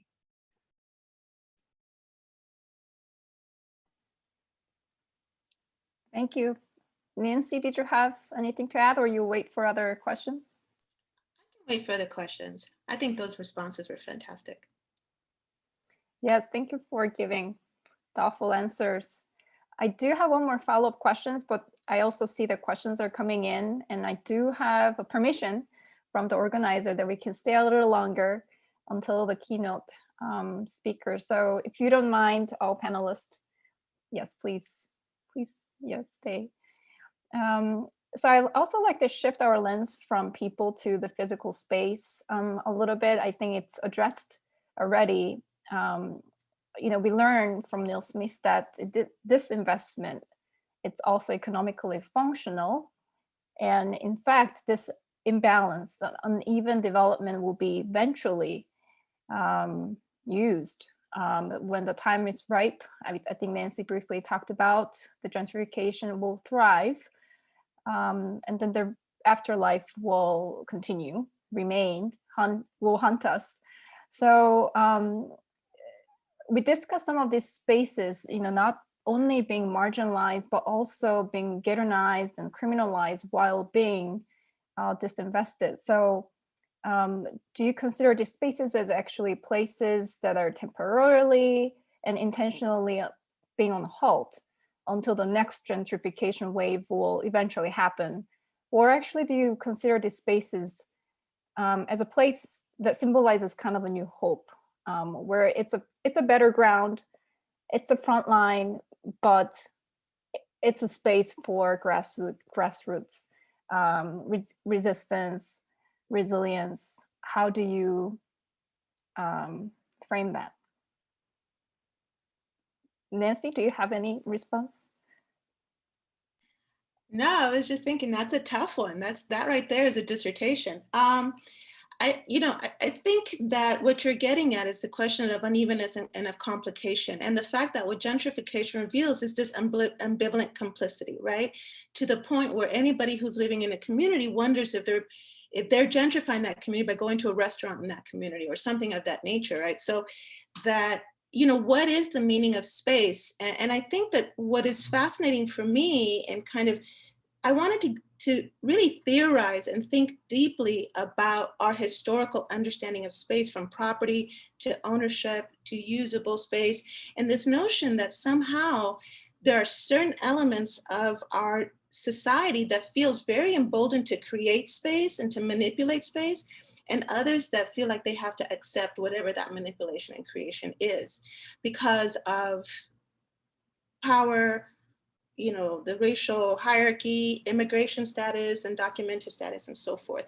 So, that's my questioning. I think that how we occupy and use and manipulate space can also be done in gradations, right? So I've seen local communities that resist any kind of gentrification or movement coming into their particular neighborhoods, by refusing, by protesting or refusing to go to a certain business, or by doing the community land trust where people can then stay in their homes, any of these things. So I didn't answer it, but I think it's an excellent question to think about, because it forces us to think much more expansively and capacious about what work spaces do and for whom. Well, and I'll just add a non-answer, which is, I think that's why I find, one of the reasons that I find the sort of materiality of school buildings kind of interesting in this space, because it's actually it's not a private space, right? Well, now this case that I gave you is, right? Like, you cannot go to the coffee shop, or you cannot go to the bar on the roof, right? Which many people did.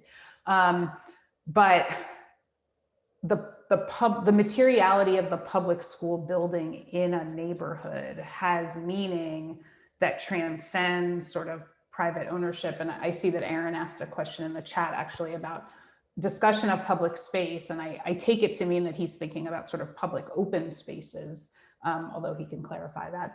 And I say that only because my whole talk was about public school buildings. And so again, the fact that that's not read as a public space, I think, is part of the challenge of introducing public education as a by right civic good into the complexity of the conversation of gentrification, and what it does to complicate it, much like Jan and Maya are doing around sort of the criminal justice system, right? These are public actors that are manipulating public spaces that people should have a sense of, frankly, entitlement over. Like, these are our public institutions, right? And it gets back to your first question about participation. Who has a cultivated or, sense of entitlement to sort of own and run these public institutions?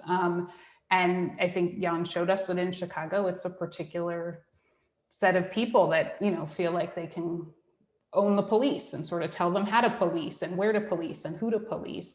And in public schools, it's the same thing. And so I think that, again, that's part of the loss, and that's part of the insidiousness of the evolution and the transformation of gentrification. And if we extend sort of what public actors and what public institutions, and then understand the ways that individual resident subjectivities are transformed by the way these institutions behave under different kinds of governance logics, that is part of sort of the power structure. It's not enough anymore to talk about housing and housing finance and housing markets and housing actors and, you know, sort of how that connects to individual homebuyer decisions or aesthetic choices or restaurant decisions, right? It's much more insidious and interconnected, you know. And again, Maya sort of elaborated on the case of DC about the halfway house is connected to NIMBYism, is connected to the jail, is connected to the condo, right? Which then creates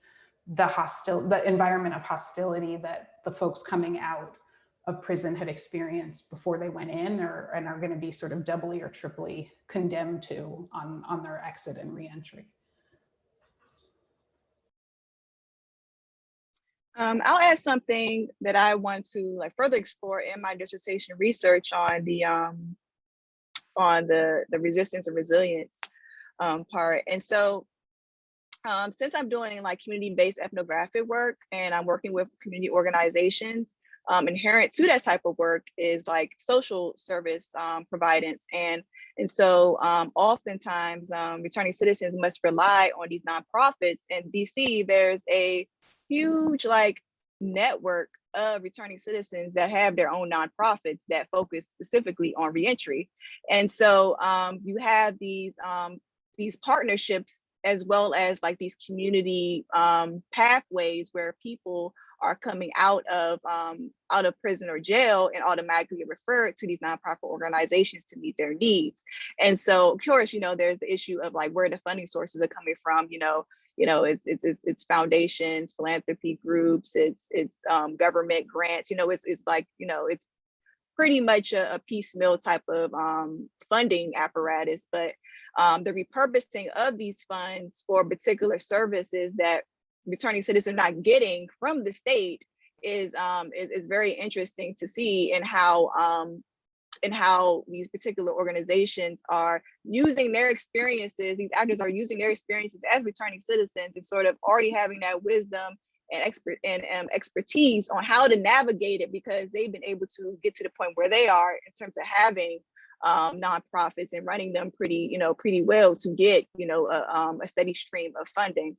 And so I think it's definitely one of those things, is lifting as you climb. But within this particular population, as they must definitely rely on each other to survive, and not only each other, but also rely on their families, rely on even if there is some sort of strain in a family, just learning to work through these things if possible, but also understanding that incarceration always has a permanent impact on whatever the case may be. It's always going to have that permanent impact on your familial relationships.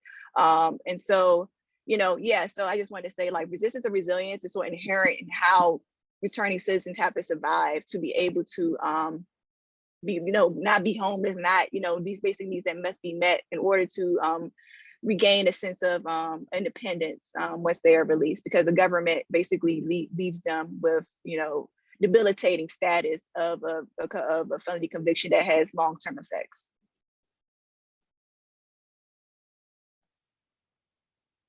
Thank you. Jan, did you have anything to add, or you wait? Not right now, not to this specific question. Thank you. Thank you for providing cases, and also I think you're providing insights that really help us to understand how not only the gentrifiers, but also the forces against gentrification, I think it is getting increasingly intertwined.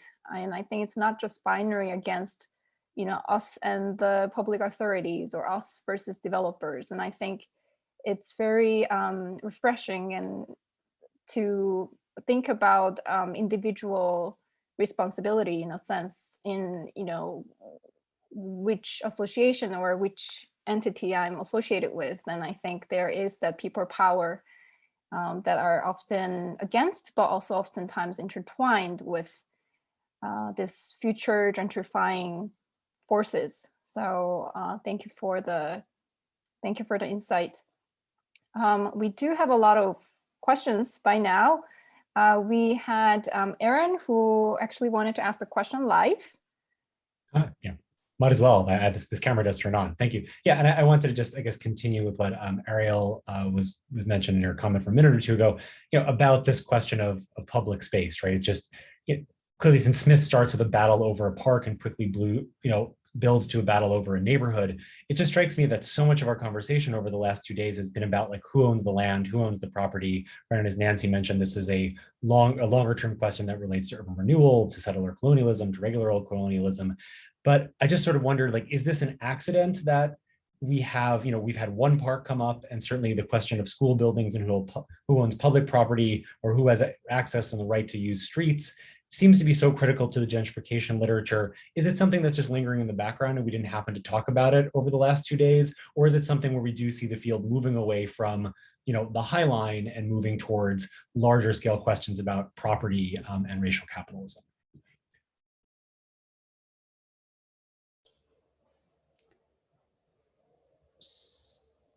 So I think that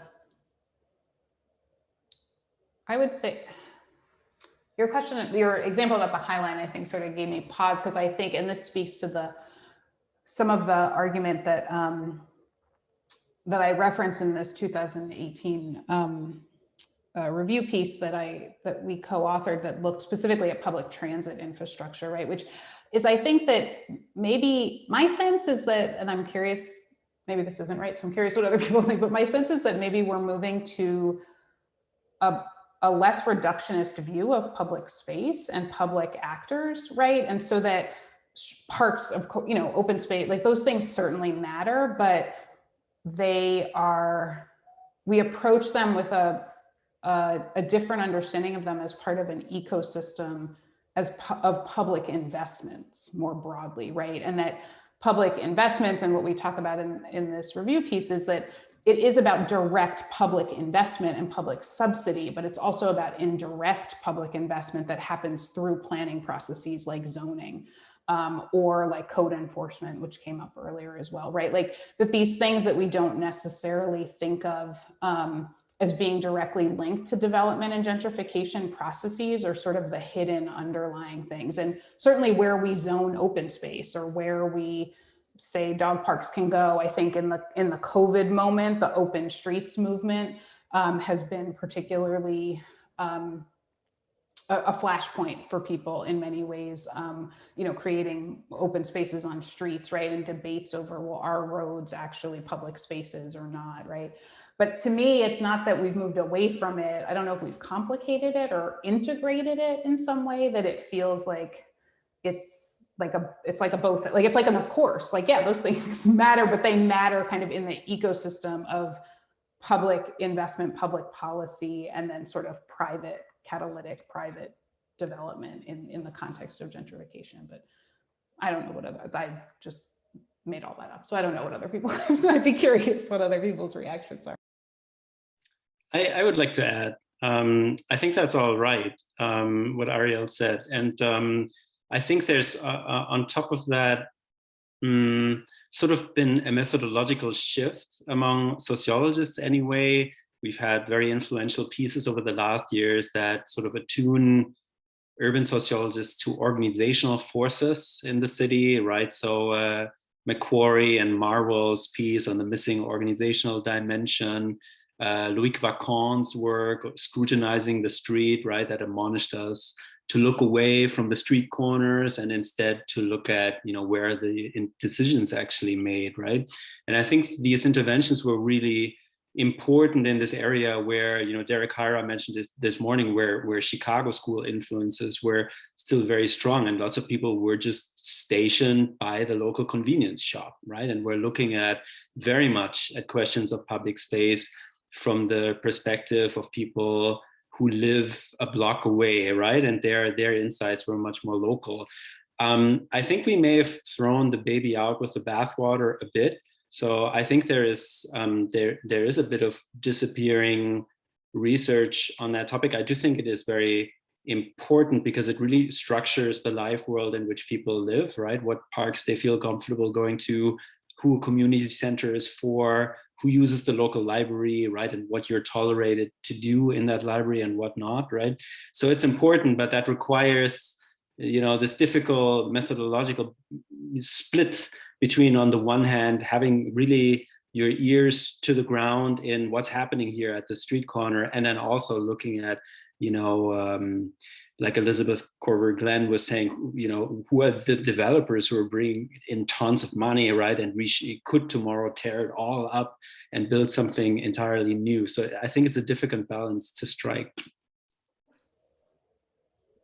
I just wanted to add, I think this conversation is really, really wonderful and helpful, but I think also that public space means different things to different people in different communities. And so that there's a way that communities of color are often, their access to public space is challenged. So for instance, when I was doing my work in San Francisco, there were gang injunctions, and there was a sense that these were the Latinx communities, even whether they were a gang or not, nobody could ever tell or decide, but they were actually not allowed to walk so far from where they lived, right? There was curfews. There was all of a sudden and San Francisco's fascinating in a way. I know some people think, okay, there's nothing else we could say about it, but it's still pretty fascinating because it has so many levels, right? So many levels of gentrification that build upon each other. And one wave will look back at the one wave and then say, well, we weren't like that and so forth. But when there was massive gentrification, when the tech industry came in and said, we need these spaces, what we saw were that brown and black bodies paid the price for that. They really did, whether it was curfews, gang injunctions, heavy surveillance, prisons, you know, there was a control of, these were dangerous bodies, and these were dangerous bodies to the work that developers want to do in that space. And I think it's important to understand that for me, in my opinion, in my work, in my research of what I've done, gentrification is only successful as long as it can promote a notion of whiteness. And what I mean by whiteness is not white bodies, but whiteness as an idea, whiteness as consumerism, whiteness as currency, right? Because otherwise, white folks won't feel safe in that particular space. They just won't. So in a way, you have to make spaces comfortable, convenient, i.e. whiten them, so that you could have the investment that that particular area wants. And part of that investment is the displacement of communities of color, of immigrants, of undocumented communities, of people who have precarious housing situations. I mean, it goes on and on and on. And so I know that, and again, you know, I'm a historian, but there's a way that I get frustrated with the local, with the continual obsession of the local, and not being able to see that there is an expansion, that these are policies, whether it's Frisk, you know, in New York, I forgot the, where they were like, stop and frisk, where there's always been a control and patrolling of bodies of color. There just has. And so, you know, if you say, oh, we're looking at space, but now we're looking at racial capitalism, I would say they're all connected. Mm-hmm. I don't see them separate. I see them as completely connected.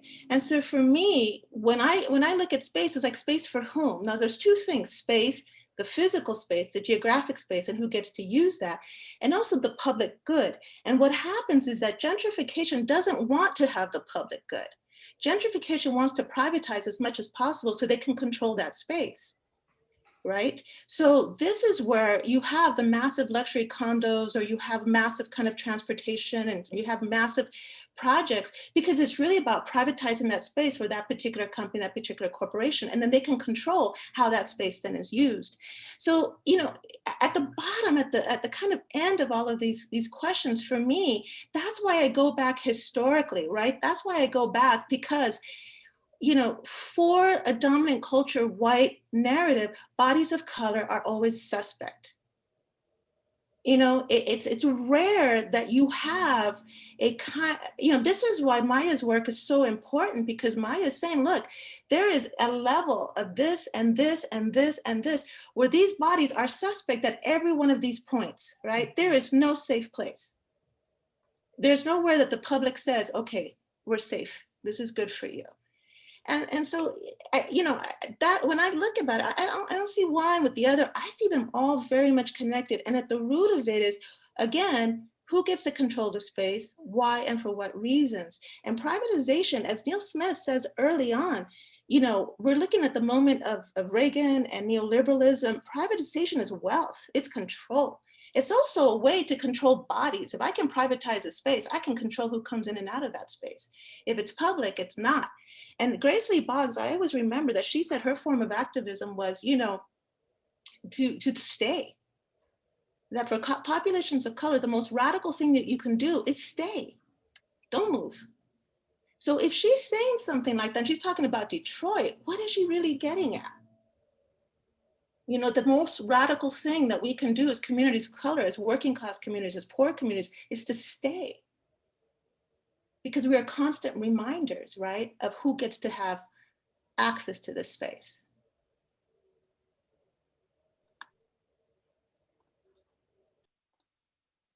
Ariel, I saw you're unmuted. Well, I was just gonna thank Nancy for what she was saying, and it actually relates to a question that I saw that Zawadi had directed at me about sort of the any corollaries or analogies between the privatization of public school space and sort of the transformation of public housing to sort of private market configurations. And what Nancy was just describing sort of comes to mind, you know, similarly, that like we increasingly have public spaces, or cities are often looking to private actors for the provision of public, quote unquote, public spaces, right? And the phenomenon of privately owned public open spaces, POPOs, different nomenclature than for the police, which I know is also a POPO, is, you know, that's a strategy that cities use for lots of reasons, in part because they don't have money to build their own public spaces. So they rely on the private market. And so I think the turn of even public housing authorities and HUD as a federal agency and their policy turn to looking to do public-private partnerships and really, you know, give public land to private developers to provide affordable housing or mixed income housing.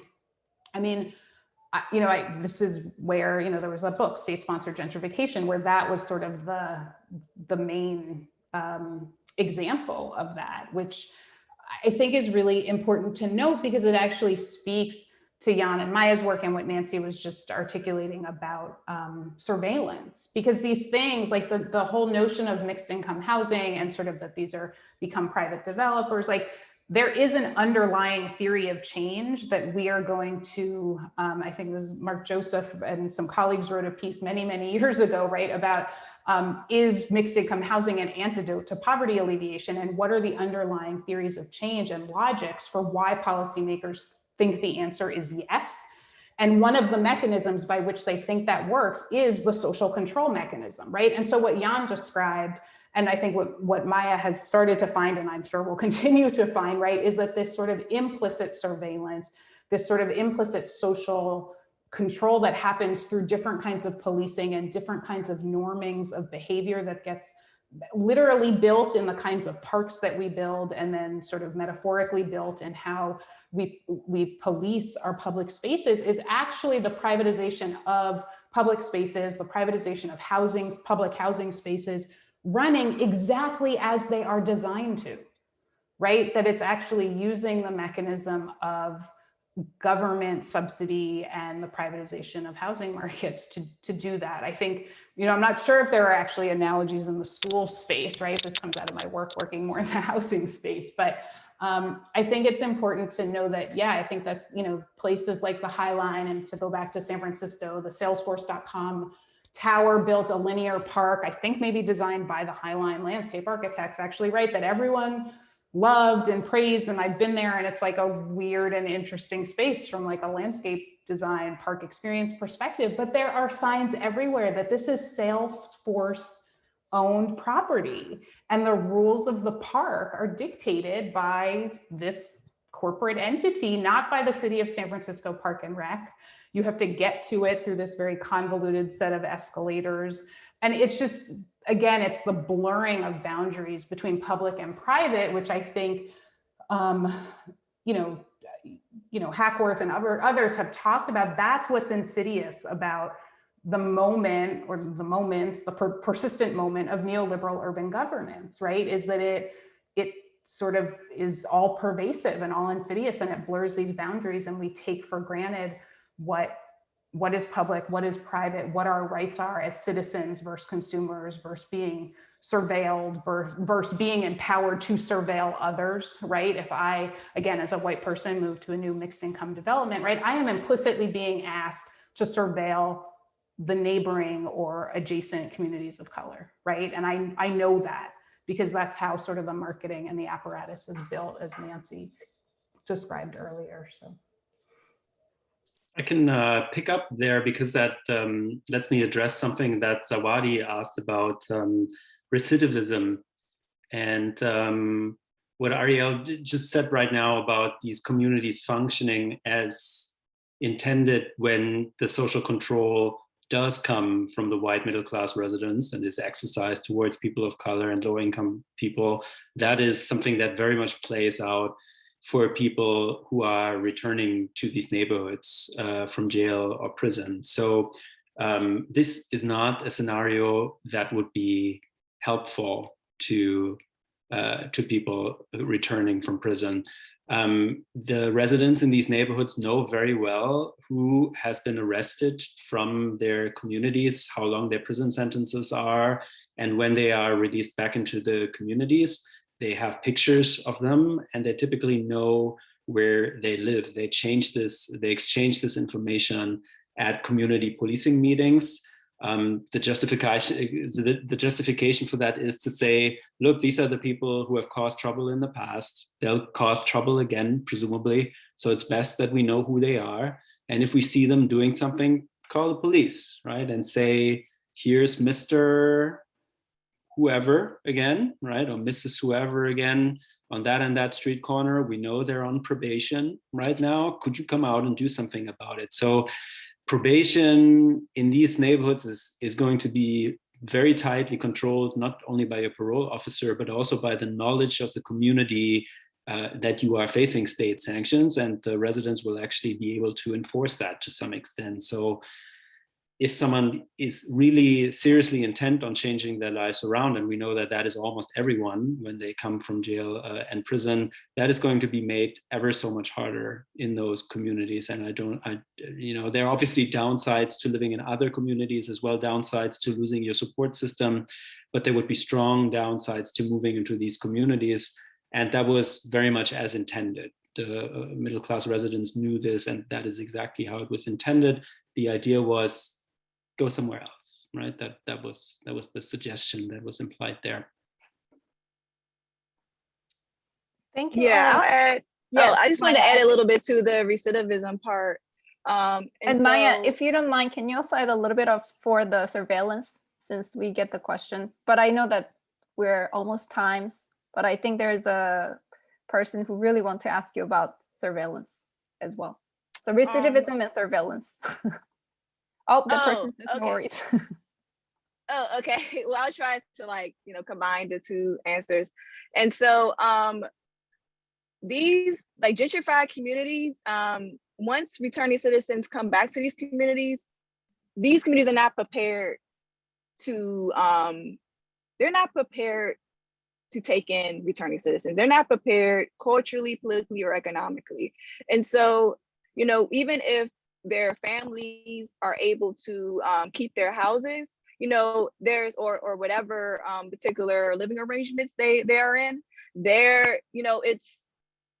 it's a gap in the service delivery, and it's also a gap in sort of the cultural understandings of what it means to have a prison record.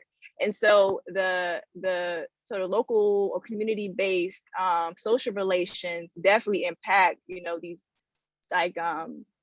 was just said, these various forms of surveillance, like, you know, having, I don't know how in DC, if it's as readily available in terms of, it's not, well, it depends. It depends on, you know, what phase of the criminal justice system you're in upon release, but the availability of your records.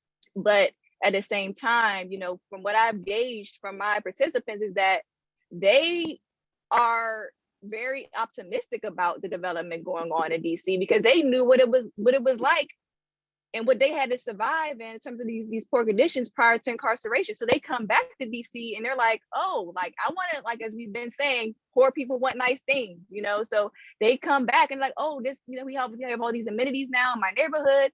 I want to one day be able to take advantage of it.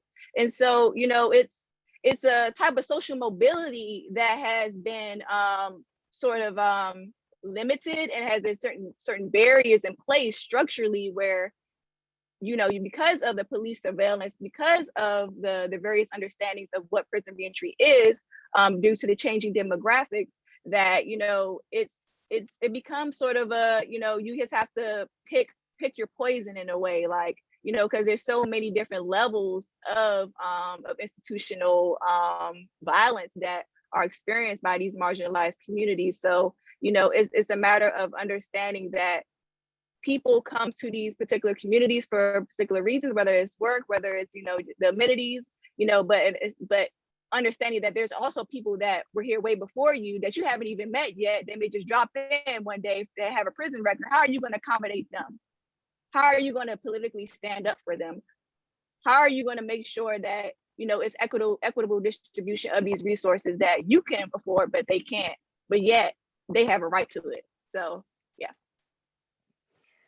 All right, thank you. All I can say, I think the discussion just carried away by the enthusiasm by all our panelists. So thank you so much for picking up the questions directly from the chat. And I hope that we do take a break, at least a couple minutes from the screen before our final keynote. Thank you so much for participating. All the panelists, brilliant questions and discussion. Thank you so much. See you in a bit.